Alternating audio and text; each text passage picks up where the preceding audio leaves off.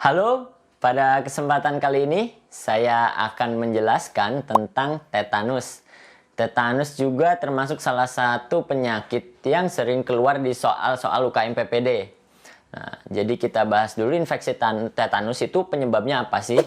Penyebabnya adalah Clostridium tetani yang merupakan bakteri Bacillus gram positif anaerob berspora. Nah, Clostridium tetani ini memiliki toksin yang sifatnya tetanolisin dan tetanospasmin.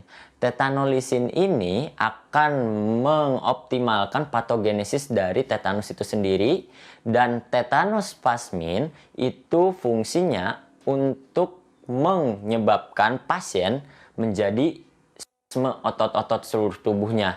Ya. Tetanospasmin ini termasuk neurotoksin dan dapat bersifat letal tentunya terhadap manusia. Clostridium tetani masuk lewat tubuh itu melalui yang pertama nih, harus diingat ya, melalui trauma di mana luka tusuk yang dalam, luka bakar, dan kotor. Yang ketiga adalah otitis media, karies gigi, kemudian luka yang kronis. Tadi yang pertama luka tusuk dalam, kedua luka bakar, ya, yang ketiga otitis media, keempat karies gigi, kelima luka kronis, dan yang terakhir pemotongan tali pusat tidak steril. Ingat, kenapa sih kok luka bakar itu bisa jadi tetanus? Jelas karena biasanya di dalam bula yang dihasilkan oleh luka bakar itu di bawah kulitnya menjadi lingkungan yang anaerob, sehingga pertumbuhan kuman yang tentunya kuman-kuman anaerob itu lebih berpotensi tumbuh di tempat-tempat tersebut, sehingga rawan juga atau beresiko terjadi tetanus. Nah, bagaimana cara kita mendiagnosa dari tetanus?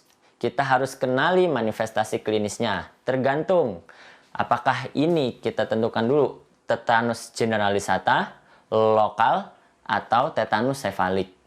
Jadi ada tetanus generalisata. Nah, ini paling sering. Biasanya mengeluh atau pasien dikeluhkan oleh keluarga atau justru pasien mengeluh sendiri, ada trismus atau spasme di bagian otot-otot rahang sehingga kaku, tidak bisa membuka mulutnya.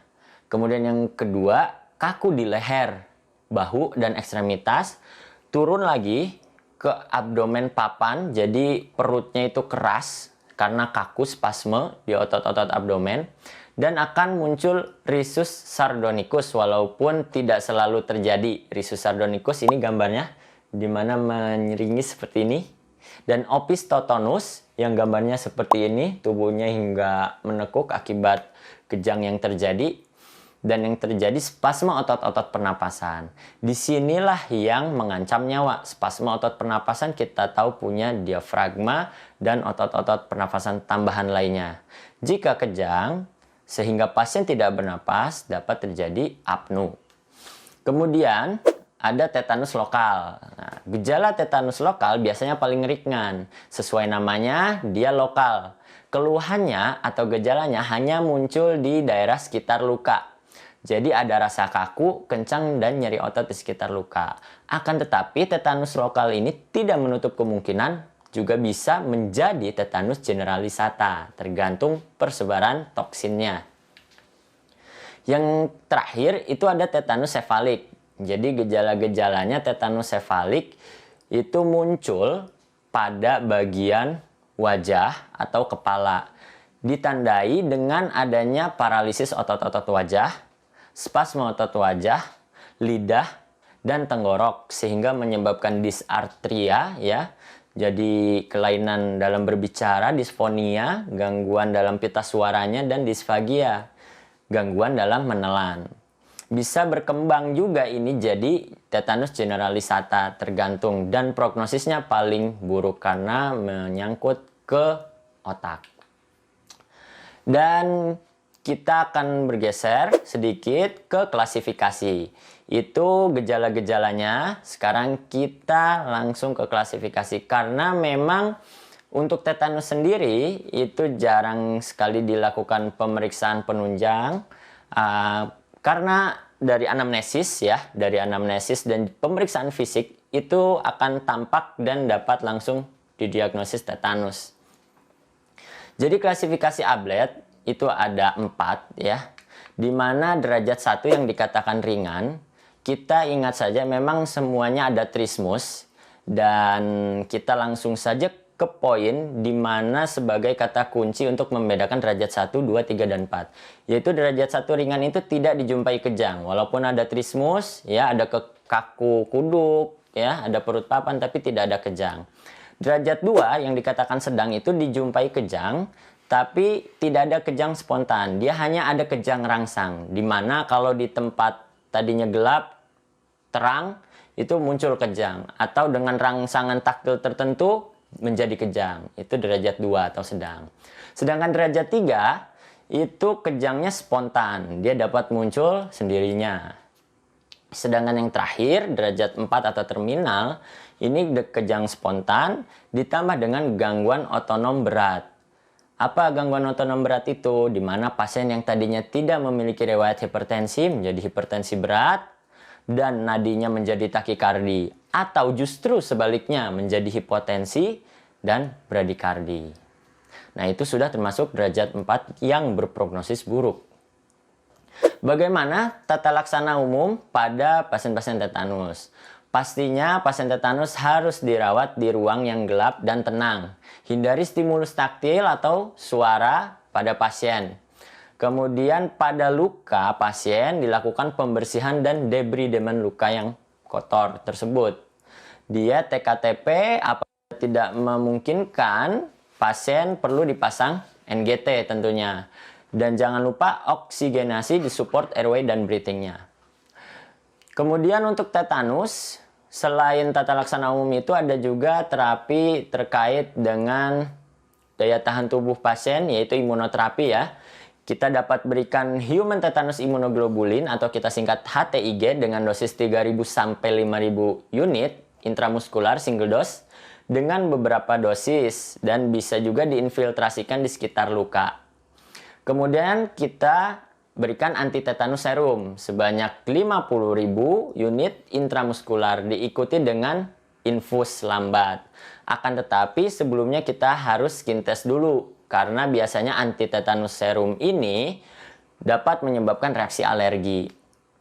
Dan yang terakhir, kita terapi kausatif, yaitu dapat memberikan yang pertama, itu yang masih menjadi first line adalah penisilin prokain. 1,2 juta unit per 6 jam, intramuskular selama 10 hari. Akan tetapi karena pemberiannya secara intramuskular, jadi pasien harus disuntik 4 kali sehari dan menyebabkan ketidaknyamanan, maka dapat dilakukan pemberian secara intravena dengan antibiotik spektrum luas golongan yang lain seperti cefalosporin. Dan yang kedua, dapat diberi antibiotik yang anaerob seperti metronidazole, yaitu dosis 4 kali 500 mg per orang atau intravena selama 10 hari. Nah, bagaimana dengan cara kita menangani spasme dan kejang pasien? Kita beri benzodiazepin, yaitu diazepam 5 mg intravena, dapat dinaikkan bertahap hingga mencapai kontrol spasme tanpa menyebabkan distres respirasi. Jangan sampai pasien jatuh ke dalam distres pernapasan. Bila pasien kejang, dapat diberikan diazepam dengan dosis optimumnya 10 mg per kali tiap kejang. Kemudian dapat dilanjutkan diazepam oral setengah miligram per kilogram berat badan per kali tiap 4 jam. Dosis maksimal dari diazepam itu 240 mg per hari. Kemudian imunisasi tetanus ini ada aturan-aturannya. Jadi bagaimana cara kita mencegah tetanus dari luka yang dialami oleh pasien? Biasanya datang pasien, kita lihat ini tabelnya. Kita bisa perhatikan, teman-teman juga harus bisa menghafalnya ya. Jadi kita andaikan pasien datang lukanya kecil dan bersih ya. Akan tetapi pasien lupa, tidak tahu riwayat imunisasi sebelumnya. Biasanya pasien-pasien yang sudah dewasa usia 40-50 tahun. Nah, kita dapat berikan tetanus toksoid. Akan tetapi tidak perlu HTIG karena lukanya bersih, kecil, dan minim resiko. Sedangkan jika lukanya rentan tetanus seperti luka habis luka, tusuk atau sayat yang terjadi di sawah, di tengah sawah terkena lumpur, nah itu menjadi rentan sekali terjadi tetanus sehingga perlu diberikan dua-duanya, HTIG dan tetanus toksoid. Bagaimana jika lukanya bersih dan riwayat imunisasinya itu jelas ya.